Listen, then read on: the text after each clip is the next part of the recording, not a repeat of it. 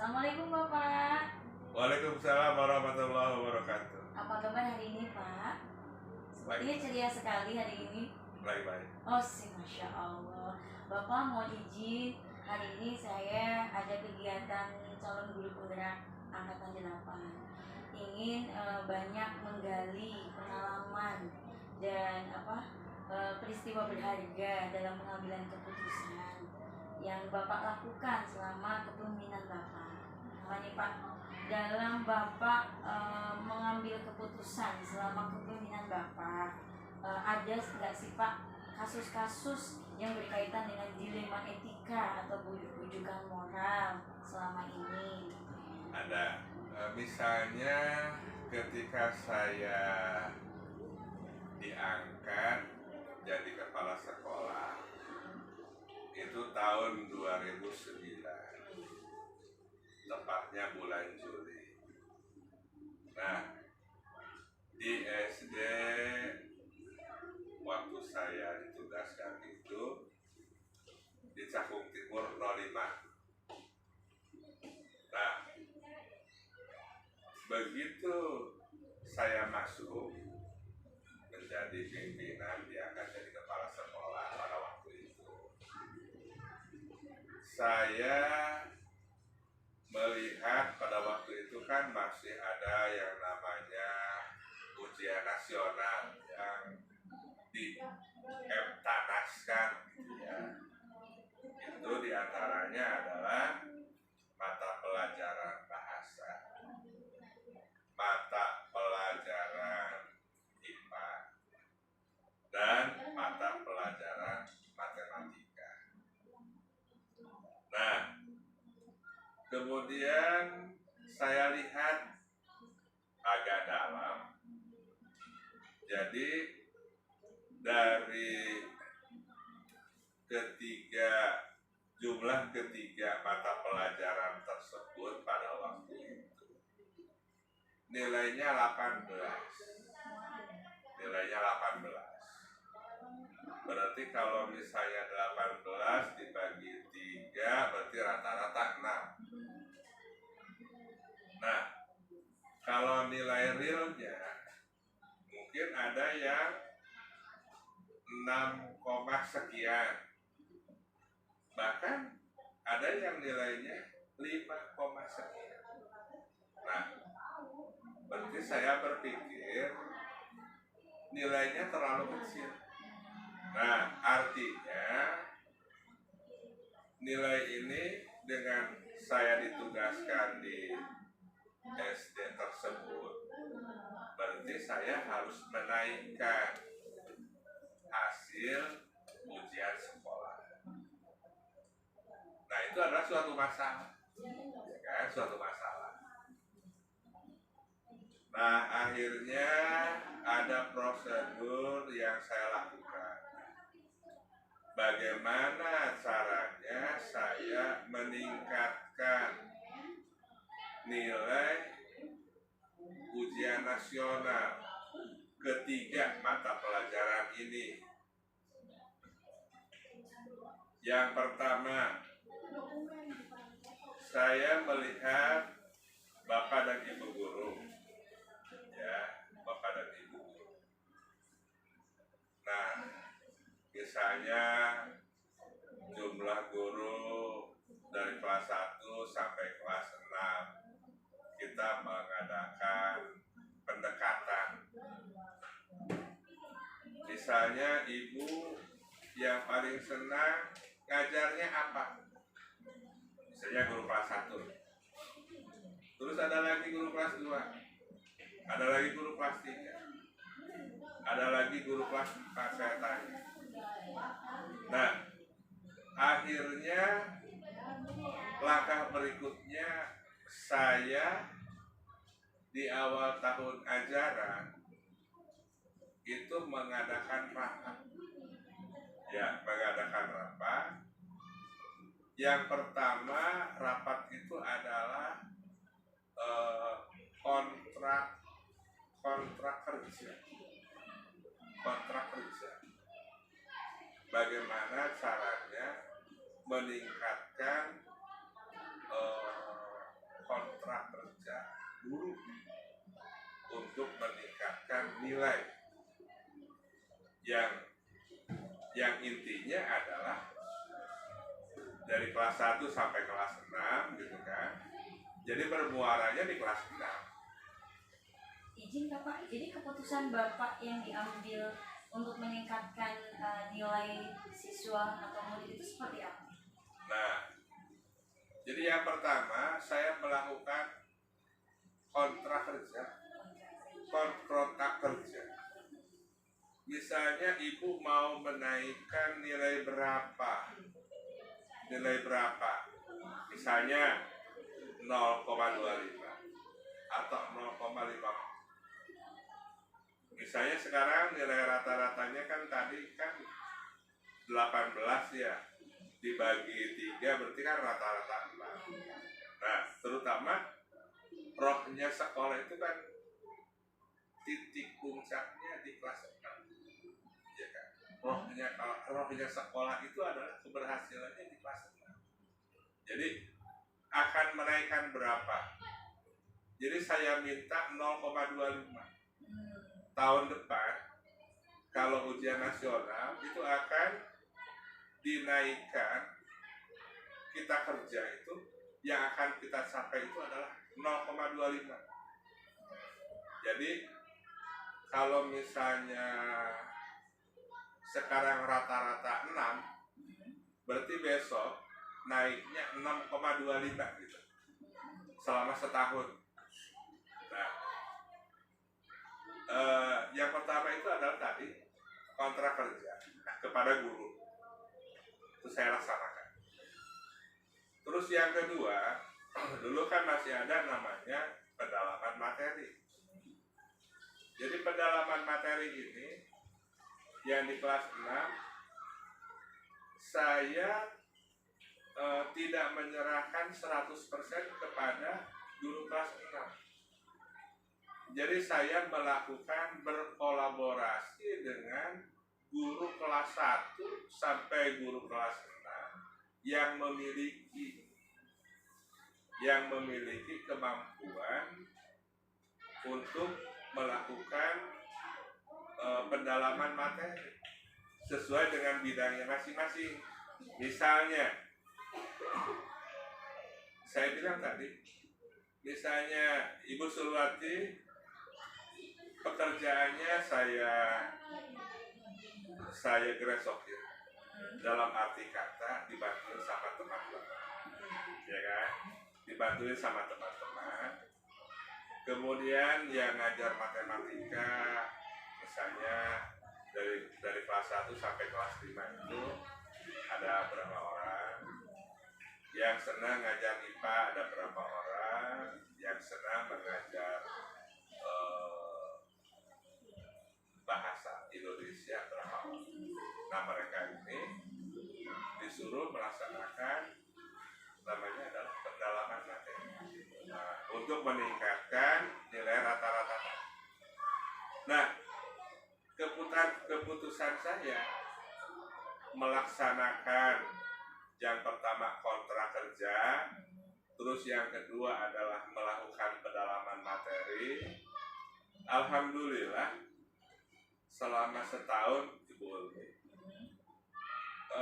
yang kita rencanakan dinaikkan 0,25 itu yang kita capai itu lebih tinggi, jadi 6,33. Jadi yang 0,33 itu adalah kerja selama 1 tahun untuk meningkatkan, jangan sampai nilai rata-ratanya 6,0 gitu.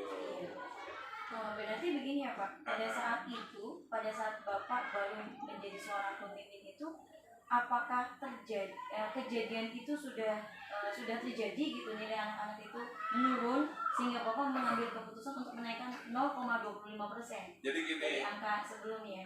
Ketika saya datang ke satu sekolah, saya bertanya sama guru kelas 6, berapa nilai rata-rata ujian EBTANAS pada waktu itu, tahun pelajaran sekarang. Dia bilang 16 18,0. Nah, yang 18,0 ini saya berpikir ini kecil sekali, gitu, kecil sekali. Nah, kami melaksanakan tugas ini ya bersama-sama dengan Bapak dan Ibu guru. Jadi kita berkolaborasi antara Bapak dan Ibu guru, kemudian kita berikanlah sedikit tanda terima kasih, ya, reward dari pekerjaannya. Mencukupi sih enggak, ya, tetapi hasilnya ada. Nah, jadi setelah setahun kita laksanakan, itu jadi 6,33. Itu tahun pertama. Akhirnya saya mengadakan lagi kontrak kerja untuk tahun yang kedua berikutnya. Itu tercapai, jadi yang akan kita capai itu adalah sekarang dinaikkan 0,25. Jadi 6,5 rata-ratanya. Ternyata tahun kedua itu kita mendapatkan nilai hasil dari ujian tertulis Eptanas itu 6,66.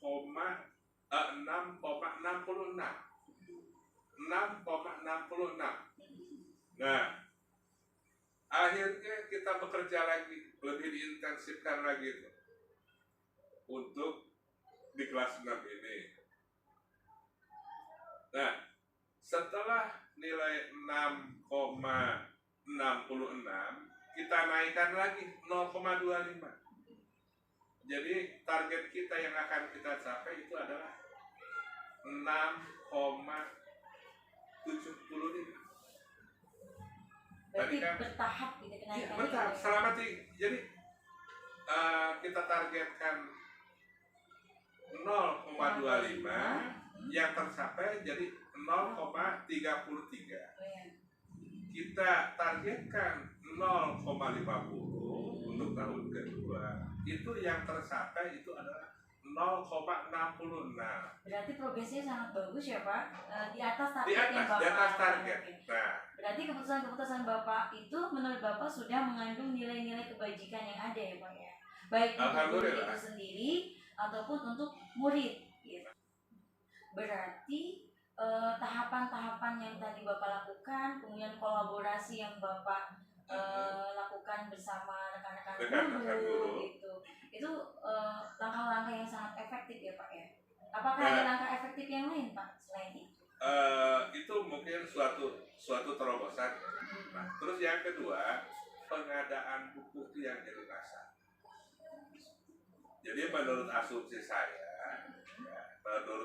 saya bahwa buku bagi anak itu memegang peranan penting. Akhirnya selama 4 tahun, ya, kita nyicil lah. Dari awal sampai menjelang 4 tahun, dan saya kan waktu itu 4 tahun. Jadi alhamdulillah Bu Ulmi, saya bersama guru-guru dari kelas 1 sampai kelas 6 itu mata pelajaran yang dipinjamkan kepada anak melalui dana BOP dan BOS. Jadi bukunya itu bukan buku zaman dulu lagi, tetapi sudah namanya bukunya udah ganti buku baru. Kurikulumnya kurikulum 2013 ya. Kurikulum 2013 kalau salah. Itu satu anak itu saya pinjamkan 8 buku kepada peserta. Yang belum saya pinjamkan itu adalah bahasa Inggris sama olahraga. Jadi itu yang belum kita pinjamkan kepada anak. Kan semuanya ada depan sudah kita pinjamkan kepada peserta didik, sama misalnya ada secara administrasi buku pinjaman siswa. Nah, alhamdulillah dengan buku dilengkapi komplit gitu ya. Jadi buku pengadaan buku yang komplit mungkin istilahnya memberikan kemudahan kepada anak untuk belajar di rumah daripada sebelumnya. Nah, untuk pengadaan buku itu ya memang kita prioritaskan. Kenapa? Karena buku ini adalah yang paling pokok bagi anak. Tadi kan Bapak sudah menyampaikan bahwa mengoptimalisasi BOS untuk pengadaan sumber belajar yang sesuai supaya ada peningkatan progres nilai dari kelulusan anak kelas 6 ya Pak ya. Sudah dilakukan dan sudah berjalan dengan sangat baik ya Pak ya. Ada nggak sih Pak faktor-faktor yang membantu Bapak gitu, yang mempermudah Bapak dalam pengambilan keputusan itu gitu, selain tantangan tadi yang membuat Bapak alhamdulillah ada ini, alhamdulillah ada itu gitu. Apa saja itu Pak? Jadi gini, jadi maksudnya saya di sana itu agak dipermudah. Iya, agak kemudahan di mana gitu. Nah, jadi di sana ini kan ada guru asli orang sana. Jadi masyarakat yang ada di sana, jadi kita hormati benar, kita hormati.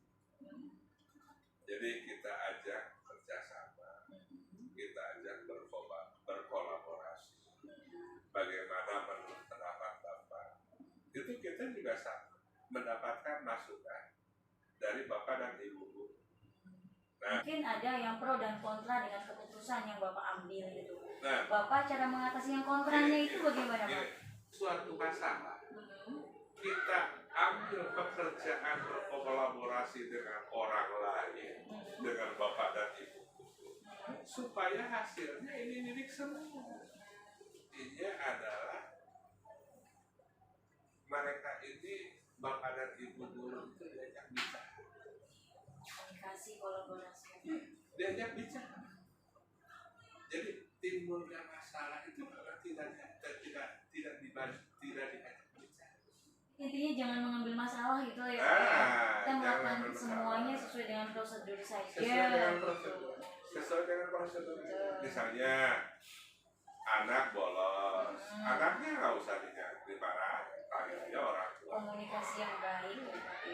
Jadi kemarin misalnya anak papa begini ya, masalah selalu ada.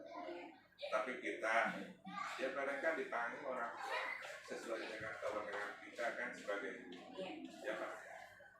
Ya Pak.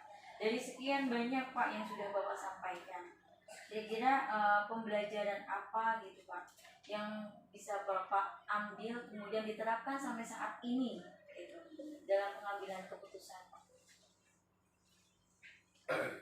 Nah, kalau bagi guru ya, bagi guru. Jadi kalau pengambilan keputusan di satu sekolah, jadi walaupun bagaimana, tentu Bapak dan Ibu guru itu kita jaga. Berarti komunikasi yang baik, kolaborasi yang baik itu dengan Bapak semua rekan yang ada di sekolah. Jadi dengan stakeholder. Ya. Nah, itu yang pertama. Terus yang kedua, jadi sebagai kontrol bagi kita, ya sebagai kontrol bagi kita, mungkin seorang pimpinan kan tergantung approach-nya, pendekatannya, PDKT. Contoh, saya mengadakan pendekatan dengan penjaga sekolah. Penjaga sekolah itu posisinya penting.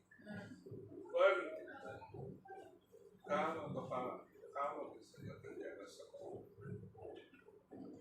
mereka ini tidak dimanusiakan, rusak sekolah ini. Ada ribet ya Pak, jadi semangat ya Pak. Semangat. Nah itu yang pertama, itu ke penjaga sekolah. Sekarang nah itu yang pertama. Terus kita untuk melaksanakan apakah guru itu ngajar atau tidak, saya pada waktu itu punya CCTV. CCTV. Jadi CCTV itu 8 dalam monitor. Saya bisa melihat guru kelas 1 lagi ngapain, guru kelas 2 lagi ngapain, guru kelas 3 lagi ngapain, guru kelas 4 lagi ngapain. Bisa kepantau. Semua ruangan bisa kepantau. Nah sehingga kita bisa mendapatkan bagaimana sih kok tahun Sakul Timur 05 kok dapat ini, dapat itu, dapat ini, dapat itu. Noh, nanya sama Pak Kus, gimana sih ilmunya? Nah, ilmunya gimana sih? Apa itu Pak? Nah, contoh ya, saya dapat laptop, dapat LCD, screen, infocus, dapat screen, itu buat KBR. Nah, itu satu set berarti. Itu bagaimana prosedurnya itu Pak bisa dapat? Nah, akhirnya Pak Sadar sampai bilang sama kepala sekolahnya, makanya Pak Gus, bagaimana caranya dapat kursi itu 2 kali, dapat 80, 106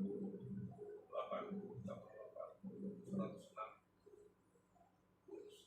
Ini ada hubungannya yang bagian pengawas ya Pak ya? Apa itu? Dengan orang sarana dan prasarana. Oh, orang sarana dan prasarana. Bagaimana Pak? Biasa Pak. Semoga apapun yang dilakukan saat ini fokus utamanya adalah untuk kepentingan murid ya Pak ya, untuk memajukan sekolah, dan semoga kita semua yang ada di sekolah itu saling bekerja sama, saling berkolaborasi satu sama lain supaya visi dan misi sekolah yang ada itu bisa tercapai dengan baik. Terima kasih Bapak.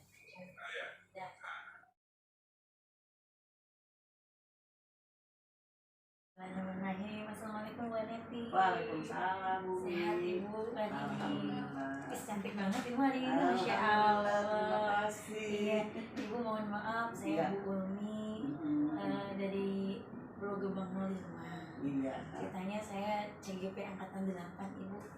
Ingin banyak bertanya tentang pengalaman-pengalaman Ibu. Masya Allah Bu, dalam dunia pendidikan itu kan banyak sekali ya Bu ya, masalah yang terjadi, kemudian berbagai macam kepentingan dan lain sebagainya.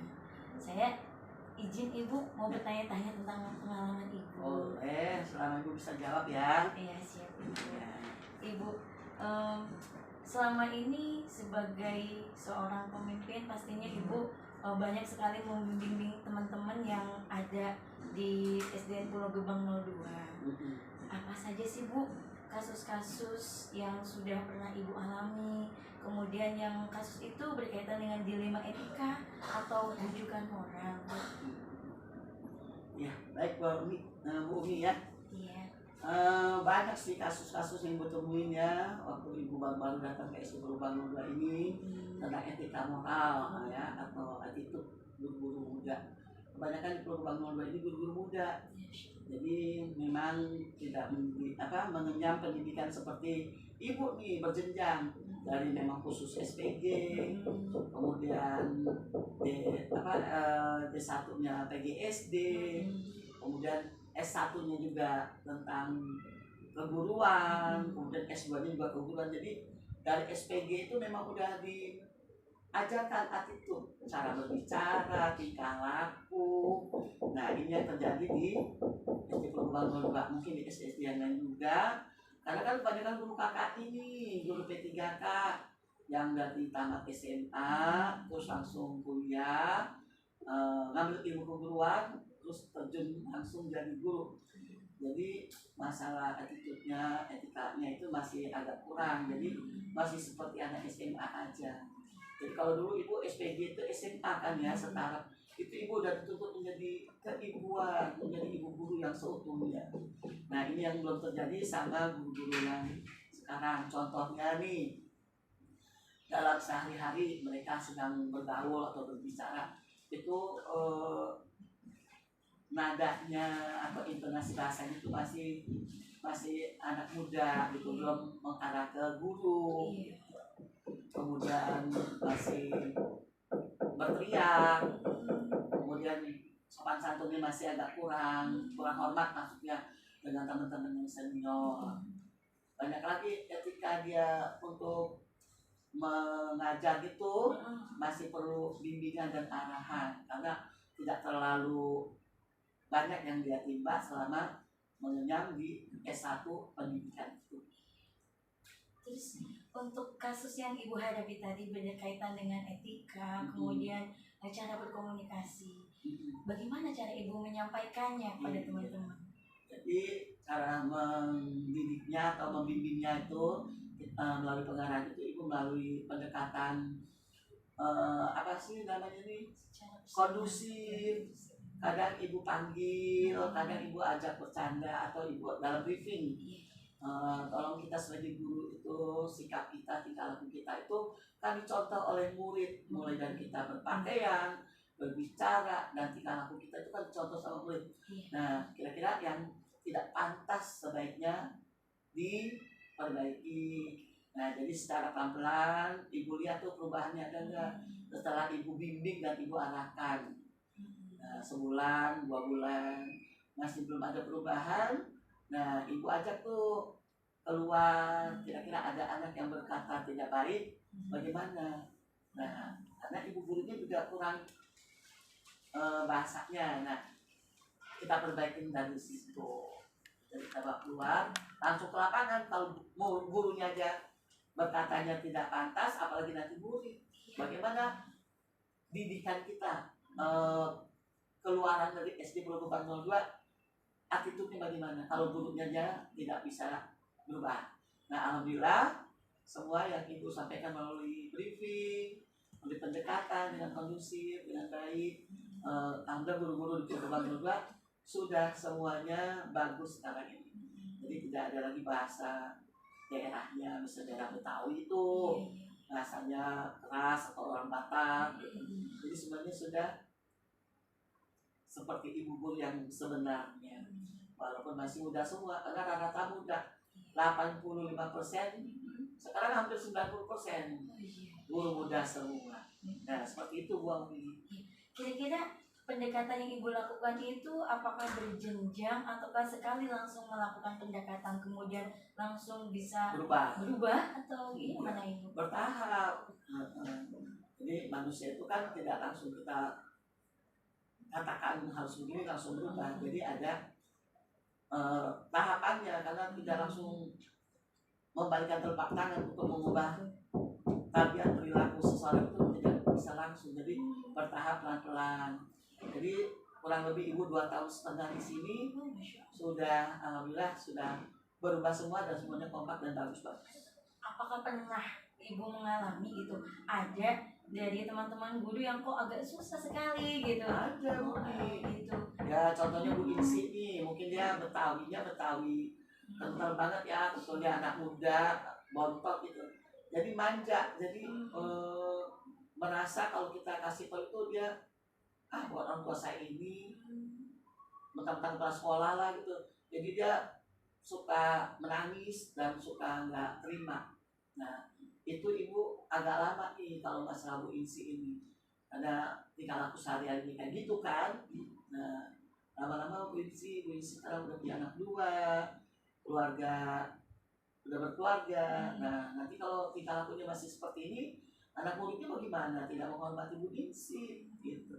Jadi alhamdulillah dengan pelan-pelan Bu Insi ini sudah bisa berubah. Alhamdulillah. Jadi pendekatan secara keluarga. Iya, dengan keluargaan kondusif. Dikasih reward juga. Yes, Masya Allah. Iya. Terus selama menjalankan keputusan yang ada di sekolah ibu gitu, berdasarkan pengalaman-pengalaman ibu gitu, kan kadang ada keputusan yang dua-duanya benar, kemudian bingung gitu apakah itu harus diputuskan atau tidak. Dan keputusan itu pasti dong ibu berdasarkan kebijakan-kebijakan moral yang ada ya bu ya gitu. Bagaimana bu ibu menjalaninya dalam keseharian gitu? Di sini Bu kebetulan ada satu mantan kepala sekolah yang dari Mosi. Nah, Ibu juga kalau misalnya menghadapi suatu masalah yang kira-kira agak berat, Ibu bisa diskusi dengan beliau. Namanya Bu Astiatun. Dia mantan kepala sekolah Cipinang Kuda Laut, Pulau Gadung. Nah, selain saya juga diskusi sama beliau, Ibu juga pernah ngalamin ini. Kalau lagi ada masalah dua guru, misalnya Bu Andra dengan Bu Ika. Bu Ika itu kalau ngajar lemah lembut, ya pokoknya anak muridnya dibebaskan lah. Sampai akhirnya ibu masuk kok. Bu Ika cara pendekatannya seperti ini. Jadi seperti tidak berwibawa, anak muridnya duduk di atas meja lah, bercanda lah, atau gimana. Kemudian yang satu lagi Bu Andra, orangnya tegas, disiplin. Jadi kalau anak datang langsung siap, tegak. Nah, ini dua-duanya bagus, Bu Andra dengan Bu Ika. Tapi cara pendekatannya berbeda. Nah, ini dua orang ini bagaimana? Yang mana yang baik? Ternyata dua-duanya baik. Tapi untuk Bu Ika, ibu tekankan jangan terlalu baik sama murid, harus lebih tegas seperti Bu Andra, biar kita lebih dihormati dan disegani murid. Bukan disayang, tapi dia tidak disiplin di dalam kelas. Nah, kebetulan Bu Ika mau menerima saran ibu, kemudian dipraktekkan, alhamdulillah murid tadi tidak ada lagi yang istilahnya semaunya sendiri, semaunya sendiri. Gitu ya. Nah, dengan Bu Andra juga ibu lihat bagus, disiplin, tegas. Tapi yang terlalu tegas juga sama anak-anak jadi terlalu tegang belajarnya. Jadi harus ada keibuannya. Jadi di dua guru tersebut ada perbedaan. Yang satu lemah lembut, yang satu tegas. Yang mana nih? Ternyata dua-duanya bagus dan dua-duanya ibu kolaborasi, jadi menghasilkan pembelajaran yang menyenangkan, kondusif, dan anak-anak pun patuh dengan kedua guru ini. Masya Allah, ibu sudah melakukan kolaborasi yang begitu bagus ya bu ya. Kemudian semuanya sudah sesuai dengan kebijakan yang ada. Untuk langkah-langkah prosedur selama ini yang sudah ibu lakukan gitu, yang sekiranya itu ini tepat sekali, itu seperti apa ya ibu? Misalnya ibu pengen mengadakan acara kemarin tuh market day, itu market day, kemudian apalagi tuh sepeda, jadi seperti pameran pada saat pas meeting. Jadi sebelum melaksanakan itu, ibu panggil dulu nih siapa yang mau mengadakan acara ini. Bu Andra misalnya, dari guru penggerak dia ingin mengadakan ini bu. Nah ibu harus lihat dulu prosedur apa aja yang dia buat. Misalnya dia bikin proposal, kemudian anak-anaknya harus berbuat apa, kemudian nanti juga datang wartawan ingin meliput. Masya Allah. Nah jadi langkah-langkahnya itu ya ditanya dulu proposalnya Bu Andra bagaimana supaya acara itu berjalan dengan sukses dan berhasil. Nah, itu. Berarti ibu menganalisis dulu program-programnya apa saja, prosedur apa saja yang tadi mau dilakukan pada saat market day, gitu ya. Kemudian di dalam prosedur-prosedur itu, gitu, langkah-langkah apa yang ibu berikan masukan kepada Bu Andra sebagai pengusung ide, gitu. Jadi ya ibu panggil dulu bagaimana persiapannya, kemudian apakah anak-anak antusias untuk mengikuti acara tersebut.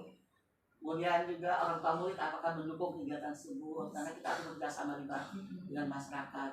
Kemudian ibu lihat apakah Bu Andra-nya udah siap atau bagaimana. Dan ibu akan mendukung, kemudian akan mensuplai atau membantu apa saja yang Bu Andra butuhkan yang dia tidak bisa mengcover. Jadi sekolah yang membantu mengcovernya, menyiapkan. Masya Allah, seperti itu luar biasa. Kemudian ibu, pertanyaan selanjutnya, yang sudah efektif dari pengambilan keputusan yang sesuai dengan dilema etika yang ada, menurut ibu yang seperti apa? Itu dilemanya sih ya itu tadi yang karena tabiatnya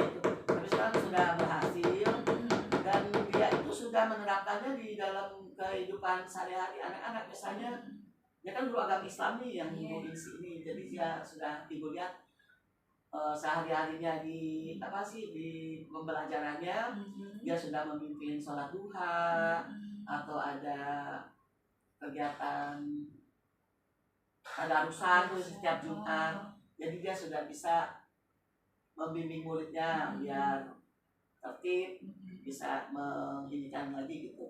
Jadi dengan dia beretika baik sehingga dia akan menghasilkan anak didikan baik juga dalam pembelajaran sehari-hari, dan anak tidak gaduh atau ribut lagi nih kalau misalnya lagi sholat duha atau sholat subuh, jadi udah tertib, tidak berantakan lagi. Itu akibat dari etika dia udah berubah gitu. Karena pendekatan ibu yang luar biasa yang merangkul ya Bu dia, ya. dan dia mau lebih dewasa lagi untuk meninggalkan tabiat-tabiat dia yang etika dia yang kurang tadi itu. Terus kalau menurut ibu gitu, dari semua kegiatan atau langkah-langkah yang ibu lakukan, tantangan dalam mengambil keputusan yang berkaitan dilema etika itu kayak gimana sih Bu? Itu tantangannya kalau guru tersebut itu merasa dirinya tuh sudah lebih baik, lebih bagus, dan tidak menerima apa yang menjadi masukan ibu tuh. Jadi ibu kadang-kadang aduh ini anak udah mentang-mentang dia lebih bisa IT segala macam, nah itu jadi untuk merangkul dia itu agak susah. Jadi dengan pendekatan moral, karena kita masih muda, walaupun masih muda udah pinter, tetap harus menerima masukan dari yang lebih tua, apalagi dari pimpinan yang akan menilai kinerja kalian untuk mendapatkan kinerja atau gaji yang dari pemerintah itu harus sesuai. Jadi tidak sebebas-bebasnya, semerdeka-merdekanya seperti Merdeka Belajar seperti itu, tidak. Jadi tetap harus terarah dan sesuai dengan prosedurnya yang berlaku di organisasi sekolah kita gitu. Jadi ya kenal lagi itu guru-guru yang merasa dirinya pede, pintar segala macam tidak mau. Tapi alhamdulillah di sini tidak ada yang seperti itu. Iya. Tantangan itu memang apa ya Bu, biasa terjadi dimanapun ya Bu ya gitu. Terus Ibu untuk penyelesaian kasus-kasus gitu, kira-kira yang sudah Ibu lakukan di sekolah itu apakah sudah terjadwal sebulan sekali atau 2 minggu sekali atau bagaimana ya? Ya kalau itu Ibu sesuai dengan seperti air mengalir aja. Kalau lagi ada masalah langsung Ibu selesaikan. Jadi tidak ada jadwal seminggu sekali atau sebulan sekali, tidak. Karena kalau guru-guru itu harus lebih dewasa, jadi tidak seperti anak murid harus setiap bulan harus dicek gitu, tidak. Ibu melihatnya itu setiap hari, oh sudah berubah gitu. Jadi tidak dijadwal. Jadi kalau ada permasalahan langsung diselesaikan, langsung dikasih solusinya, kemudian kita lihat sebulan 2 bulan ke depan. Nah nanti kalau sudah berhasil berarti alhamdulillah. Tapi kalau misalnya masih belum ada perubahan, ya ibu dekatannya dengan keluarga lagi, dengan kondusif lagi, dengan guru senior lagi. Bagaimana nih kok ini udah dikasih tahu masih nggak nurut juga gitu. Tapi alhamdulillah nggak sampai seperti itu. Iya. Berarti Ibu hebat langkah-langkahnya Bu. Enggak. Iya. Terus selanjutnya nih Bu, faktor-faktor yang membantu memudahkan Ibu dalam mengambil keputusan dalam kasus-kasus dilema etika itu seperti apa? Ya faktor-faktornya ya dari apa sih namanya? Dari apa sih namanya ini? Umumnya orang mana? Orang Betawi gitu, orang apa? Faktor dari diri rekan guru sendiri gitu ya, faktor internalnya gitu dia, masalah dia. Kalau dia hidupnya bahagia sama suaminya atau ekonominya udah aman, kayaknya dia mudah gitu. Tapi kalau misalnya ekonominya kurang atau keluarganya yang berantakan atau apa, itu agak sulit. Tapi semua itu bisa ibu atasi. Jadi faktor-faktor itu dari masalah guru itu sendiri. Tapi kalau faktor-faktor dari sekolah kayaknya tidak ada, karena ibu semuanya ibu udah kondisikan gitu. Tapi biasanya kalau faktor itu dari luar, bukan dari sekolah. Berarti faktor mindfulness atau kesejahteraan dalam diri rekan guru itu juga berpengaruh ya Bu? Berpengaruh. Misalnya tabung bulanan seperti KKI atau honor itu, aduh Bu, ini lagi ini. Jadi kalau untuk dikasih bagaimana itu kayaknya kalau di akhir bulan kita jangan yang berat-berat, kasih yang fun-fun aja, Masya yang Allah. menyenangkan aja. Selain faktor itu Bu, adakah faktor lain yang membantu Ibu gitu dalam pengambilan keputusan kalau yang berkaitan dengan dilema etika yang benar-benar kayaknya ini kok harus butuh apa gitu? Apakah ada yang lain Bu yang bisa membantu Ibu selama ini? Kayaknya nggak ada, dari ibu aja. Karena Gitu. ibu kayaknya kalau melihat sesuatu masalah itu ibu kayaknya langsung bisa memutuskan gitu. Masya Allah. Jadi nggak ada faktor luar, dari ibu aja semuanya. Gitu. Jadi kalau menurut ibu ini perlu diperbaiki atau udah bagus, nggak usah. Jadi dari ibu aja, nggak ada bantuan atau tekanan dari orang lain, dari sendiri ibu aja. Berarti inisiatif Ibu. Ibu aja. Iya. Terus selanjutnya nih Bu, mohon maaf, pembelajaran apa gitu yang bisa dipetik selama sekian kali Ibu menyelesaikan kasus-kasus yang ada di sekolah, yang bisa meningkatkan sekolah Ibu gitu? Ya itu pembelajaran yang saya dapat itu tidak semua orang itu pemikirannya sama dengan saya. Apalagi kultur, adat, dan budaya beda-beda. Jadi kalau ibu inginnya yang disiplin, yang tertib, yang bagus-bagus semuanya, yang excellent-nya, yang perspektif yang bagus, itu kayaknya tidak bisa dipaksakan kepada setiap guru. Nah, jadi dengan pelan-pelan gitu. Jadi pembelajaran itu ya itu aja. Oh ternyata 35 karyawan di sini tidak bisa dengan kata A semuanya harus A, tapi tetap bertahap untuk merubah supaya sekolah kita ini di ada ya di sekolah ini di gurunya yang bagus, tekniknya yang bagus itu ya nggak bisa langsung saya datang langsung berubah, tidak bisa, tapi harus bertahap karena tadi perbedaan berbeda-beda itu ya Bu ya. Berarti Ibu benar-benar memperhatikan satu persatu dari semua SDM yang ada di sekolah Ibu, dan dilakukan dengan pendekatan yang berbeda-beda sesuai dengan kebutuhannya masing-masing dan masalahnya masing-masing. Masya Allah. Seperti penjaga sekolah gitu, kan dia udah tua, kemudian dia temperamen. Kepala sekolah yang dulu katanya dibawain golok. Jangan sampai nih ibu dibawain golok. Kenapa dulu dibawain golok? Begini-begini Bu.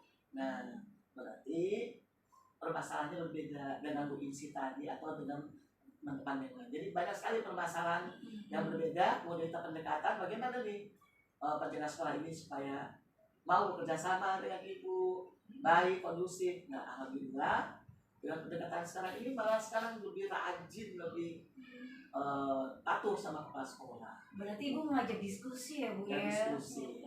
Berarti ada kesadaran moral tersendiri, kemudian kesadaran dirinya yang diperbaiki, kemudian kesadaran sosial. Kemudian setelah Ibu melakukan diskusi dengan teman-teman guru atau TNI, berarti pengambilan keputusan itu benar-benar Ibu cermati satu persatu. Betul, satu persatu. Kan setiap guru, operator, penjaga sekolah teknik itu kan beda-beda. Jadi untuk menghadapi operator beda lagi, menghadapi guru agama beda lagi, untuk menghadapi guru yang kelas rendah beda. Jadi memang itu pembelajaran yang ibu dapatkan seperti itu. Jadi tidak semua manusia itu langsung kita pengen bagus, sip salami langsung bagus, tidak bisa. Jadi memang bertahap seperti tadi ada tahapan-tahapan. Masya Allah Ibu luar biasa. Dari cara Ibu mengambil keputusan, kemudian pendekatan yang Ibu lakukan, itu benar-benar sudah sesuai dengan nilai-nilai kebajikan moral yang ada Ibu. Semoga SDN Pulau Gebang 02 dengan kepemimpinan Ibu bisa lebih hebat lagi Ibu. Dan semua SDM yang ada di sini bisa mendukung semua visi misi sekolah yang ada. Terima kasih Bu. Terima kasih banyak Ibu untuk kolaborasinya. Mohon maaf kalau banyak kekurangan Ibu. Mudah-mudahan yang Ibu sampaikan tadi bermanfaat sama Bu Umi, atau ada kekurangan dari Ibu, atau ada kalimat Ibu yang nggak bagus atau tidak berkenan bisa di-skip nanti. Luar biasa Bu. Insya Allah menjadi hasanah buat saya itu sendiri Bu, pengetahuan pengalaman buat saya pribadi gitu. Mudah-mudahan bisa lebih bijaksana dan hebat seperti Ibu. Terima kasih Bu. Iya, sukses ya Bu ya. gitu.